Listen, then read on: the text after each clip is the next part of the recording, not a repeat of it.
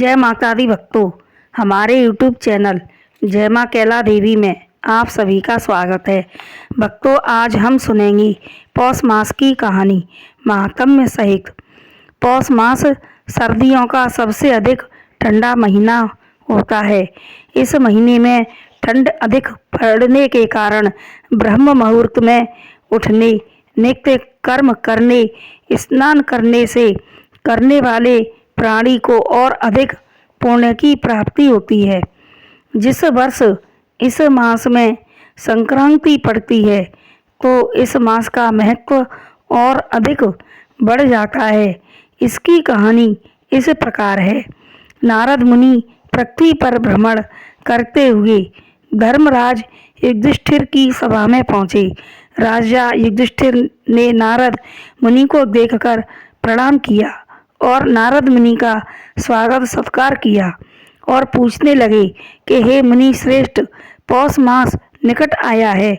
इस मास में किस देवता का पूजन करने से अत्यधिक पुण्य की प्राप्ति होती है?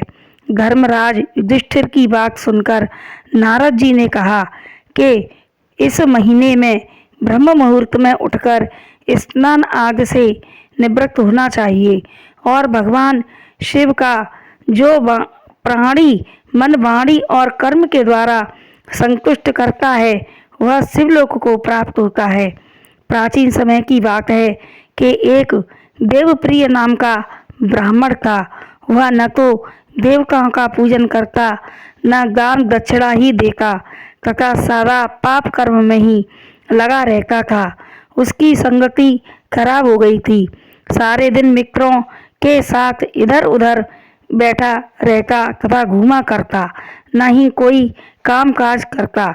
इसके विपरीत इसका पिता इसके विपरीत श्रेष्ठ आचरणों को मानने वाला तथा धार्मिक था। उसकी धर्म में रुचि थी।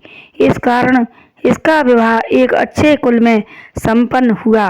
इसकी पत्नी का नाम लक्ष्मी था। वह धर्म में रुचि रखने वाली थी और सदैव भगवान भोलेनाथ का ध्यान करती तथा भगवान भोलेनाथ का पूजन किया करती थी और अपने पति को खूब समझाती, पर वह न मानता। इस तरह समय बीतने पर उसकी पत्नी की मृत्यु हो गई। इस समय पौष मास चल रहा था। इसकी मृत्यु होने पर भगवान भोलेनाथ के पार्षद उसे शिवलोक में ले गई। उसकी सेवा पूजा भक्ति से प्रसन्न होकर भगवान भोलेनाथ ने कहा कि हम तुम्हारी पूजा भक्ति और सेवा से बहुत प्रसन्न हुए हैं, इसलिए तुम एक वरदान मांग लो। तथा तब उसने एक वरदान मांगा कि हे प्रभु, यदि आप मुझे वरदान देना चाहते हैं तो मेरे पति को भी मेरी पूजा के प्रभाव से शिवलोक में जगह दें।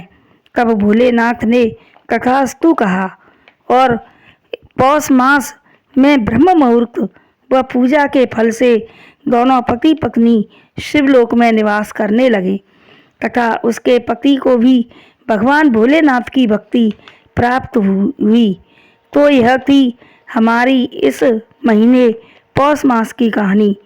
तो भक्तों, हमारी कहानी अगर आपको अच्छी लगी हो तो हमारे चैनल को लाइक, शेयर व सब्सक्राइब करें। जय माता दी।